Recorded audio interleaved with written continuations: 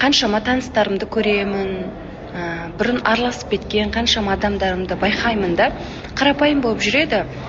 Сөйтеді да, енді қалтасына ақша біткеннен кейін, кішкене атақ абырой болғаннан кейін, сәл бірнеше адам артын қағып, сен мықтысың, молодец деген кезде уже сразу бүйтіп қалады да ше.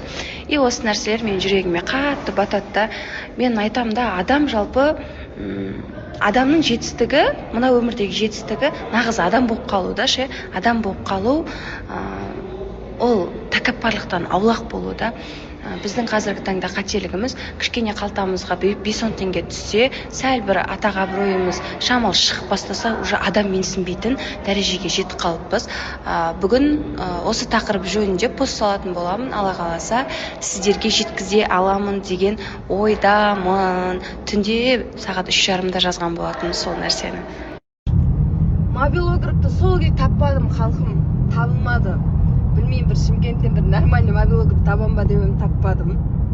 Біреуінің жұмысы ұнамады, біреуі жаңада шетелге шыға алмайды, одан кейін 24-те жеті жүре алмайды. Солай болып жатыр. Сөйтіп таппадым. Баяғыда бұндай нәрселерді айтпайтын едім, бүкіл ішімдегі сырымның бәрін айтатын болып шештім бұдан кейін. Сонымен өзім жүре беретін болдым, мобилографсыз. Қасыма қазір інімді алып алдым. Інім қасымда. Осыған нормально түсіріп отыр, қазір, нормально түсіріп отыр. Естіп түсіріп үйреніп кетеді.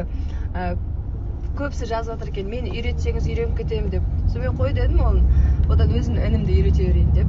Сонымен Алла қаласа оқуына жіберіп, оқытып, сөйтіп күшті қылып шығарып ала саламын. Зато өзімнің туған інім.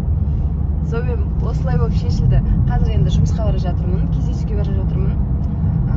Одан ары қарай подругамды күтіп келді. Астанадан Айданам келді, подругам. Барлықтарыңыздан естер Меккеге менімен бірге барған досым. Астана. Қай жақтан түсетінін білмеймін, бірақ. Жаным, сағынып кеттім.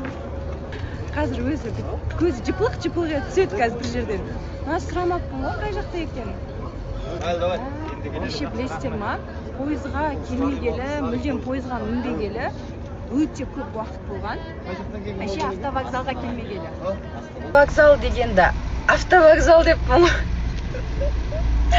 Настолько бармайтыным білініп қалыпты ғой. Бәрі жазып отыр, егіз бұл жыд вокзал ғой деп ше. Арасында қателесем енді. Ошибка жасап қоятын бар. Ойбай, Шымкент кәдімгідей пробка болатын болыпты. Баяғыда бұндай пробка болмайтын. Машина көбейген. Қазір енді қыздар көп машина мінеткен Шымкентте, шынымен де. Даже Алматыға қарағанда, даже кетіп бара жатасың ғой, 5-6 қызды көресің ғой, сразу 5-6 қызды көресің. Мықты, Шымкенттің қыздары мықты. Бәрінің астында бір машина. Пысық. Жұрттың қыздары пысық. Шымкентскілер пысық. Қазір қонаққа бара жатырмын.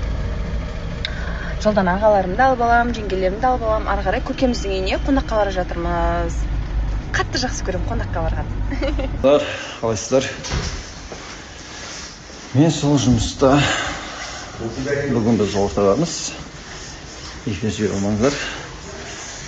Жақсы жаңалықтар. Бүгінгі күндеріңізге сәттілік.